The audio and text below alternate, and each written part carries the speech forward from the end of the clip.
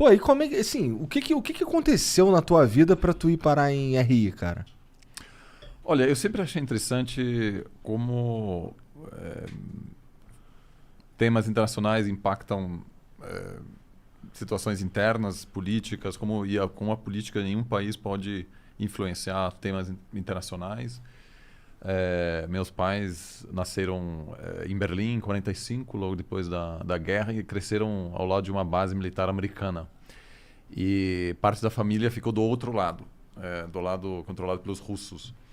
E aquilo, obviamente, teve um impacto enorme na família. Meu pai depois foi estudar nos Estados Unidos e Berlim sempre foi um lugar muito impactado pela geopolítica. Essa divisão em Berlim, ela era feita de modo arbitrário ou as pessoas escolhiam o lado que iam ficar? Não, era basicamente os russos, quando a Alemanha estava perdendo a guerra, estavam chegando do leste, e os Estados Unidos, a Inglaterra e a França estavam chegando do outro lado, e aí a Alemanha se dividiu no meio. E aí, depois da guerra, os Estados Unidos queriam uma peça de Berlim, cederam uma parte de um território para os russos, e aí o Berlim ficou dividido em quatro. E Em quatro? quem viveu na zona americana, francesa ou inglesa acabou fazendo parte da Alemanha Ocidental. E o quarto russo acabou fazendo parte da União Soviética, né? Da Alemanha Oriental. Então era uma divisão por território mesmo, não importa quem morava lá. Que loucura, né? Muitas famílias ficaram divididas. Nossa. Como que uma cidade consegue ser dominada por 4 nações diferentes? Isso é bem louco, né, de pensar.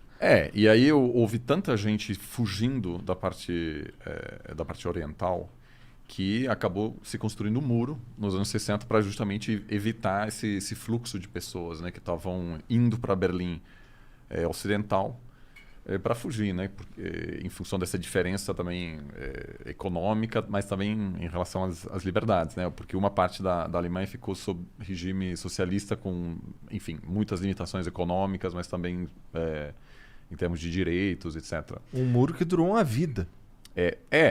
Caiu só em isso. Caiu só 30 anos depois. 30 anos. Até hoje você nota a diferença. Até hoje a Alemanha está nessa tentativa de superar as divisões. Ainda? Muita diferença econômica, porque basicamente um país teve que absorver uma sociedade que não estava preparada para Totalmente defasada. viver num sistema capitalista. Então, assim, você teve altíssimas taxas de desemprego e basicamente teve nada, assim, as pessoas tiveram que se adaptar do nada a viver num país diferente, um sistema diferente. Nossa, que doideira, E né? competir com as pessoas que já estavam acostumadas com esse sistema.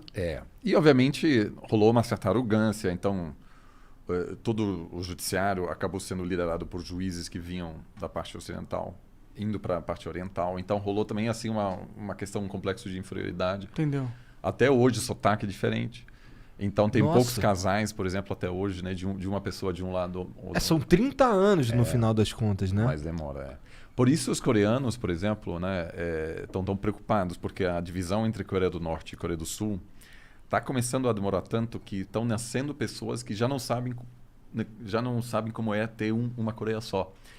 Então, quanto mais demora essa divisão, mais difícil vai ficar uma possível unificação né? depois, né? Entendi, verdade, porque aí vai começar a criar uma identidade com a... Própria, Isso é estranho. E, porra, por que assim, tirando os governantes das Coreias ali e, sei lá, a visão de mundo deles, será que o povo quer que se unifique? Olha, eu acho que antigamente sim.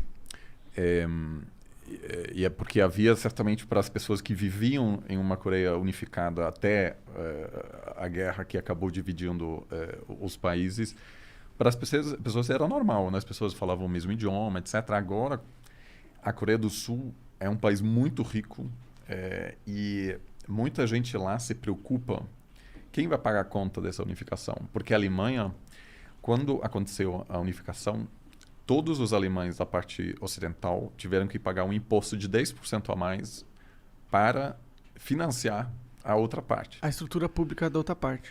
né? E aí agora até as estradas na Alemanha Oriental são melhores do que na outra parte, porque rolou muito investimento, mas também muita fuga de cérebros. Então é difícil, né? O cara quer oportunidades, ele ainda migra para o outro lado. No caso coreano, eles estudaram muito a unificação alemã. E eu falando com jovens sul-coreanos agora, eles já não estão tão seguros que a unificação faria sentido. Então, eu acho que também, em função desse regime da Coreia do Norte, que é muito fechado e a indoutrinação lá é uma outra coisa, não tem a ver com a Rússia da Guerra Fria. Em 2013, eu visitei a Coreia do Norte por uma semana, eu fiz parte de um grupo que visitou e eu acho que lá, vamos dizer, não é só socialismo o comunismo, é um estado totalitário que define todos os aspectos da vida. Tanto que a gente foi visitar uma praça em algum momento em Pyongyang e aí o guia explicou para a gente, hoje todas as pessoas que vivem nesse prédio descem para dançar na praça. Então é o governo que diz, olha, o cidadão tem que fazer isso no seu tempo livre. O governo brinca de The Sims com a população. Então é muito peculiar lá e eu acho que a adaptação demoraria pelo menos 50 anos. E aí não sei se os sul-coreanos hoje estão a fim de pagar essa conta. Né? Entendi, faz sentido pra caralho. Bom, é que eu não sei, mas tem muito tempo que eles estão... Tá bem desde a Guerra da Coreia, né? Quando houve o fim da guerra, acabou dividindo o país, que teve também envolvimento da China.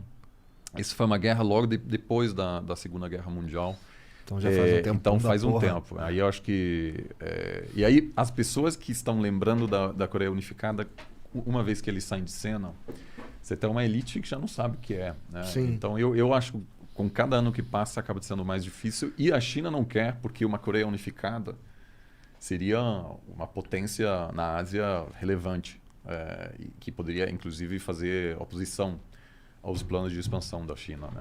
Entendi. Bom, a Coreia do Sul já tá virando uma potência que não conseguiria. Sim. Mas ela não se compara com o que seria a China, uma Coreia unificada. Quantas pessoas tem na Coreia do Norte? Olha, eu não vou saber exatamente o número, mas é bem menor, assim... menos populoso que a Coreia do Sul? Menos populoso, mas aí você teria um país com um território muito maior. Entendi, mais minérios e... Então, isso é o que a China não quer. Que a China, obviamente, controla tudo o que acontece na Coreia do Norte. É um dos principais aliados, né, do regime em Pequim.